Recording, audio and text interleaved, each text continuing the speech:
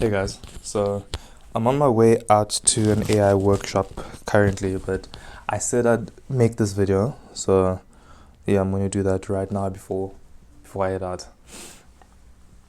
Anyway, so maybe I'll talk a bit more about the workshop as well in another video, but anyways, right, so the other day I had an opportunity to speak with some business owners, some working professionals and people in different fields and all of that, right? And yeah, we just had discussion on AI, artificial intelligence, where things are going, where's everybody at right now. And I was just asking essentially, are you AI curious? Are you competent? What is it? Usually when you ask people that question, oddly enough, actually, everybody says, I'm competent, I understand how it works.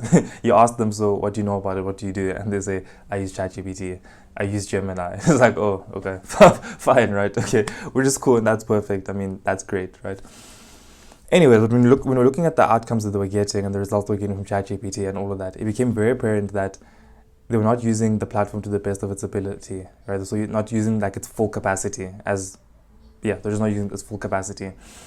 A lot of people still use it like a search engine, and the people who aren't using it as a search engine usually aren't using it correctly either. Anyways, right, so that being the case, it turned out that the actual problem was the way they were prompting it. The prompts they were putting in weren't optimized for the platform they were using. So they type in random text and get something out, but the thing that get out wasn't guaranteed, wasn't consistent, right? And therefore, it's becoming more and more redundant, right? I was saying this to someone the other day actually, that when it comes to AI and artificial intelligence and ChatGPT and any other language model, right? Think of them as a paintbrush. They're just a tool, right? Think of them as a paintbrush and you are an artist. So you can give the same paintbrush to a competent artist, you can give the same paintbrush to a beginner, and they'll get two different outcomes. The tool didn't change, the material didn't change, the resources didn't change, it was just how competent the person holding the paintbrush was, right? So so from there I realized, no, we need to help people with that prompt engineering and show them exactly how do you use ChatGPT if you want to get certain results out, or how do you use these language models if you want to get better results out for yourself. That being the case, I came up with 3 different tips. I'm assuming that for most people that understand like the basis of how to prompt. I'm just going to mention some 3 tips that I would definitely give to everybody else, some 3 tips I give to other people that I just want to share with you guys as well. Tips that I use for myself that have significantly changed the outcomes and the results I've been getting from the platform now over the past couple of years, right? So the first tip, and actually wait, before I even get to that first tip, in the description I'm going to link down a resource hub. It's called an AI resource hub. Yeah, I'm gonna have an AI resource hub that we worked on at our company, and we'll link it down in the description. It's completely free. Go click it. It's got a list of prompts for people in different industries, in different careers and different walks of life, essentially, right? The more copy and paste, more done for you prompts, but trust me, they're gonna make more sense to you after watching this video. So I'd recommend that you stay till the end. But yeah, anyways, use those prompts, check out how they work. Let me know if there are any ideas that you have for them. If any other prompt packs you'd like us to work on as well that could be more beneficial to you, let me know. I'm definitely open to helping. Anyway, so that being the case, right? Tip number 1, if you want to improve your prompt engineering as quickly as possible, the first thing, and this probably supersedes all the others, well, we'll see, is giving your language model a role before you give it an assignment. Example, some people sit down and then they want, for example, Instagram captions, and then they say, give me a list of 10 Instagram captions. Now, that's okay. It's not great. It's not good either. It's okay because you will get something out, but there's no way of guaranteeing what you're going to get out. Right? There's no way of ensuring that what you get out will be even usable for you. A lot of the times when people give the AI an assignment, give me this, create this, write this, summarize this, but they don't give it a role first. What's a role?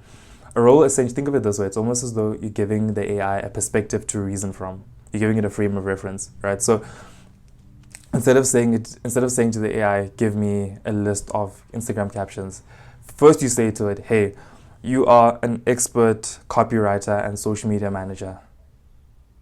That's a role. That's the perspective it thinks from. So now anything you write after that, it's thinking from the position of an expert copywriter, an expert social media manager.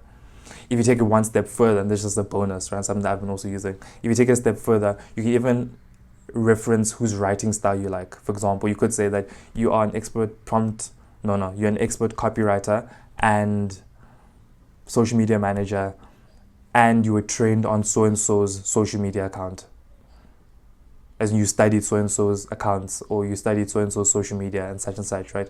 Now you've given it a role, but it was given a framework to work from. So it knows where to think from, it knows what perspective to look at all of this from, but it also knows whose type of writing style you actually like, what type of writing style you actually like. So you do that, right? And then from there you give it the assignment. So you've given it the role, and now the assignment is, now give me a list of Instagram captions, right? So tip number one, always, no matter what, whether it's for social media, it doesn't matter what you want the AI to do for you, always give it a role first. Tip number two, right? After you've given it a role, make sure to be so specific in the assignment. Like going back to that initial example of the social media captions, people get there and they say, give me a list of social media captions, right? Which is, like I was saying, it's okay, but it's not great because you cannot guarantee the outcome.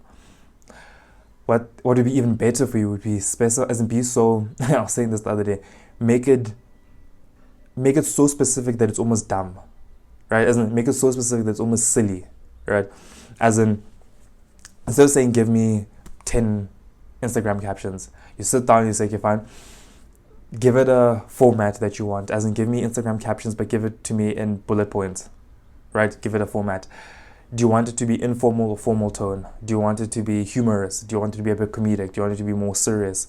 Do you want it to attach a CTA at the end, like a call to action? Do you want it to create a different, like, polls for you in your captions? Because what you do is, you'd say you're an expert social media manager, right? And an expert copywriter. You've been trained on so-and-so social media accounts and you're using them as a point of reference. Give me a list of 10 Instagram captions or 10 Instagram descriptions for my next 10 posts. Make sure each one is slightly humorous. Attach a CTA to 5 of them. Make sure the other 5 create some sort of poll or some sort of discussion in the comment section. All of them should encourage people to like, comment, and share. All of them should sound like this. All of them should, whatever it might be. Even better, you could attach a reference. You could then copy and paste maybe a caption that you created on your own that you think is really nice, attach that to the chat or to the chat, attach that to the chat and say, okay, fine, for example, I want them to look like this, and then give that to the AI. So be so specific in your prompt. So remember, first give it a role before you give it an assignment, and then when you give it the assignment, make sure your assignment is super specific. Lastly, last tip, like I said, the first one supersedes everything, definitely. However, this third one is almost just as important. That would be to make sure you go back and reiterate as much as you have to make sure you get the outcome that you want. You don't have to be satisfied with the first outcome that the AI gives you. Get used to and be comfortable with going back and reiterating, fixing, working, adjusting some things, as in saying, if the AI gave you 70% of what you agree with and 70% of what you wanted, but the other 30% isn't what you like and what you wanted, right? There's no problem you going back and saying, okay, I like this, however, change this a bit, or try this, or add this, remove this, like that, to actually get the prompt or get the outcome that you actually wanted, right? Also, it's a good exercise for yourself, because if you do that enough times, you'll start to realize the mistakes you made in your initial prompt anyways, which will help you going forward. As in, you might have not been specific enough, you might not have niched down enough, you might have been too generic, or you didn't give it enough context, or whatever the story might be, right? So it'll help you also in your prompt engineering path going forward, right? So remember, first thing, always give it a role. Second thing, always give it a specific assignment. Be so specific, so detailed, right? And thirdly, make sure that you're comfortable reiterating, going back and perfecting the prompt so you get the outcome that you actually want. Like I said, think of it as a tool, like a paintbrush in an artist's hand. Sometimes you draw something or you paint something, you look at it and you say, okay, that line is not as straight as I wanted it to be. You go back, you erase it, or you brush over it and you create a new one. You look at your painting and you say, oh, I like the shade of blue, but I want it to be a bit darker, so I'm going to add a different layer on top of it. Think of it that way. You're going to go back and make sure you perfect it to get the thing that you actually want out of it. Awesome. So those are 3 tips. Use that and I guarantee you, right, they're going to change the way you're prompting and going to change the outcomes you've been getting dramatically. Like I also said earlier, I have to step out quickly, but like I said earlier, there's a prompt pack that I'm going to attach in the description of this video. Go use it, try it. There are different prompts there. I think we've got some for working professionals, others for business owners, I believe, and such. They're all attached there.